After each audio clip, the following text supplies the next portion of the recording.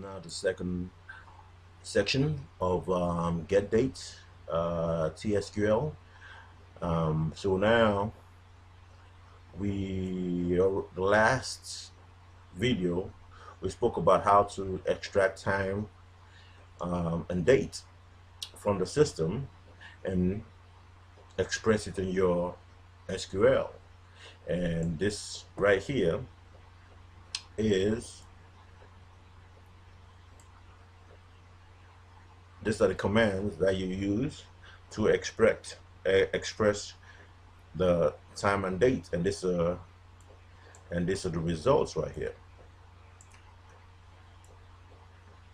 So we're moving forward to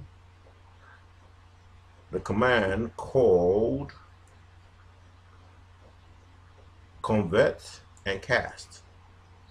Now in this segment of the video we are only going to be talking about convert right now, and later on as we go we will talk about select. So for transact SQL, convert, when it comes to the system time or system date, this is what we use convert for. The convert takes whatever we request and it converts it. So now we have the system time right here, which is this, but we want only the date to show, which is the result is this date right here. This is all we want right here, this result right here. So remember, I'm going to quickly do a fast one and I incorporate the convert so you guys understand. So I'm just gonna copy this,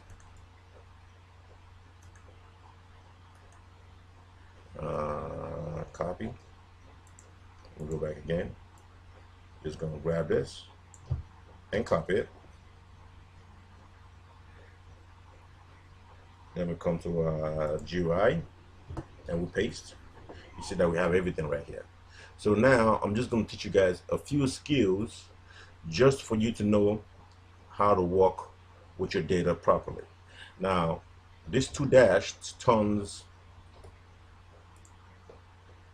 each line of command into a straight line of comments, right? So when you run it and you execute it, this is what you get. This is the result you get right here. So now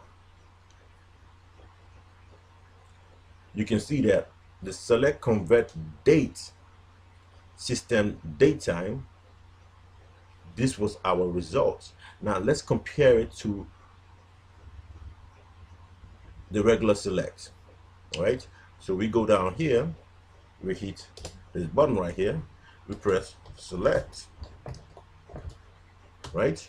Regular system datetime right here, parenthesis, and boom, just like that. So once we run it, right, remember always to form the habit of naming the column name.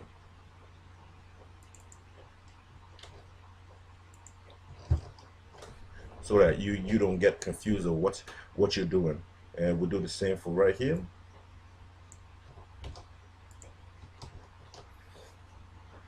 And bam, successful, execute. Now you can clearly see, we're just going to raise this up right here. You can clearly see that the select system datetime for the original one gave us the date and the time. But now we just want to only extract the dates. So now we use the convert function, right? That is going to be applied, convert function applied to get date function, because the convert function can be used for many other stuff. So but we're applying it to the Getdate function. So now you can clearly see our results right here. Now we go down, copy, paste right here. We come down here.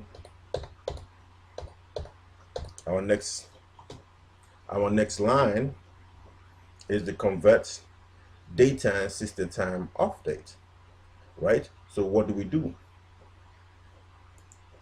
We go down here so that we can get an equal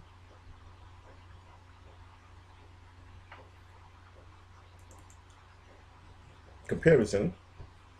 We put this right here and we grab this. It's always good, copy and paste this. Wow, it makes the job easy. We grab that right there. Don't forget your parentheses and don't forget to name.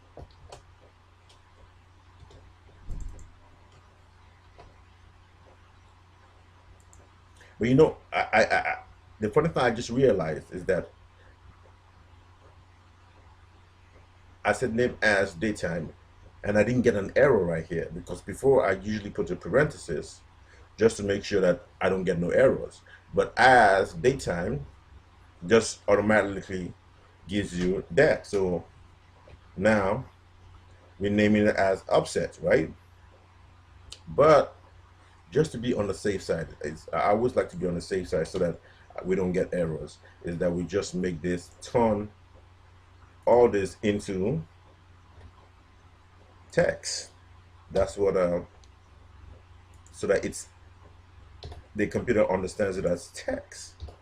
You feel me? So we don't have any other errors down the line.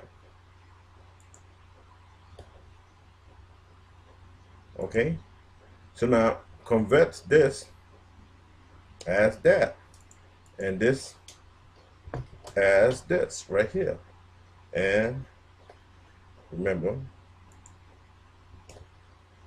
a text. So now once we run this, no errors, we execute it. Now you can clearly see that it does the same for this one, and it removes the daytime for whatsoever. So now once we go down,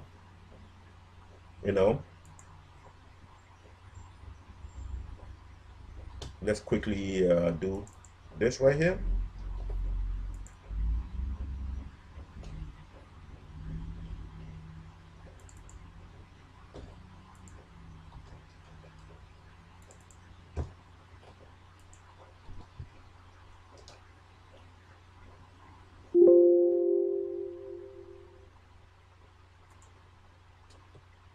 Okay, just ignore that sign. A video that I was converting just indicated that it was done, but let's go back and finish what we're doing. And remember that you need to remove this right here. Okay, so now we have everything that we need to create a successful query.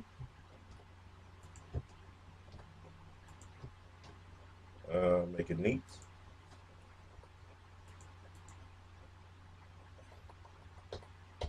Okay. Okay. Okay. Okay. Now you can clearly see that everything that we did over here